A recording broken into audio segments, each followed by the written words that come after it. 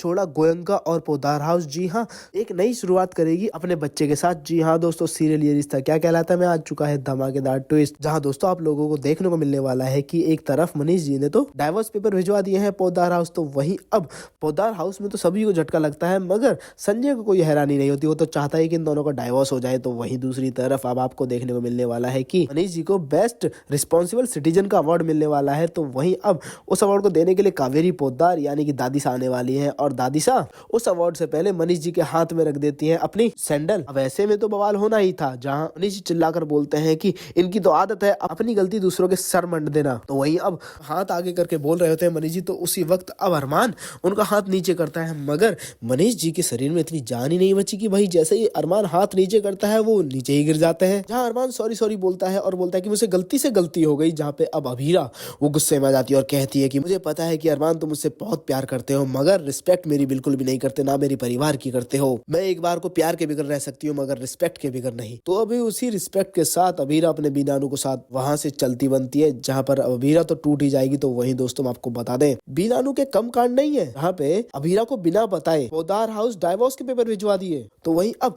जब अभीरा आके सवाल करती है तो वहीं खुद ही रिस्पॉन्सिबिलिटी लेके बैठे हैं कि भाई वहाँ के लोग तुझे डिजर्व ही नहीं करते, तेरा वहाँ जाना सही नहीं है। तो वहीं अब जहाँ अभीर भी बोलता है कि आप वही गलती कर रहे हो जो आपने माँ के टाइम पे की थी। तो वहीं अब मनीष जी बोलते हैं अरे वही तो गलती नहीं करना चाहता मैं, इसीलिए अभी चीजें सही करने की कोशिश कर रहा हूँ। अरे भाई कौन समझाए मनीष जी को कि भाई चीजें सही नहीं करते, ये हमेशा चीजों को आड़ी टेढ़ी करके तोड़ के रख देते हैं। वही गलती इन्होंने रूही और अक्षरा के टाइम पे की थी, जब अक्षरा का साथ देना चाहिए था तो रूही का साथ दिया था।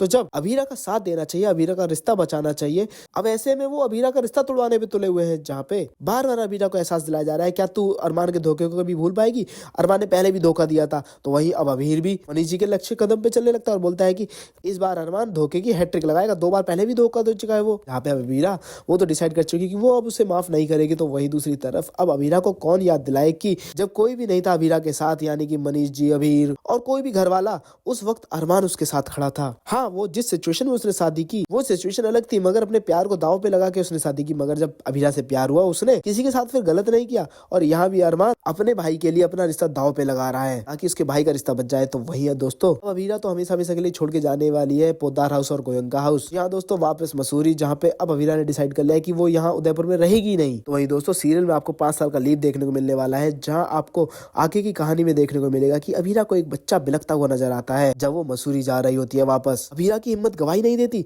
मगर उसका रोना अभीरा से देखा नहीं जाता और अभीरा उसे अपने साथ उठा लेती है और उसे अपने साथ मसूरी ले जाती है। मगर अब क्या पता कि वो अभीरा का ही बीएसपी हो, जिसे पहले किसी ने चुरा लिया हो, मगर जब संभाल नहीं पाया तो रोड पे छोड़ दिया। वेल दोस्तों, जहाँ पे अब अभीरा अपने बच्चे को पालती हुई तो नजर आती है, मगर उसके मन के अंदर का डर जो दक्ष उससे छीन लिया रूही ने, वैसा ही कुछ इस बच्चे के साथ ना हो जाए, उसका डर कभी खत्म नहीं होगा। अभीरा हमेशा डरती है कहीं इस बच्चे को भी कोई उससे दूर ना ले जाए, इसलिए वो हमेशा उस बच्चे को छुपा के रखती है सबसे, और उसके बारे में किसी को कभी पता नहीं लगने देती। वेल दोस्तों, अब आपको क्या लगता है, क्या सच में ये अभीरा का बीएसपी ही है? क्या आप लोग चाहते हैं कि अभीरा का बीएसपी ही निकले? तो मैं ज्यादा कमेंट करें और साथ ही सेल से लेटेस्ट रहने के लिए मेरे को सब्सक्राइब करना ना भूलें।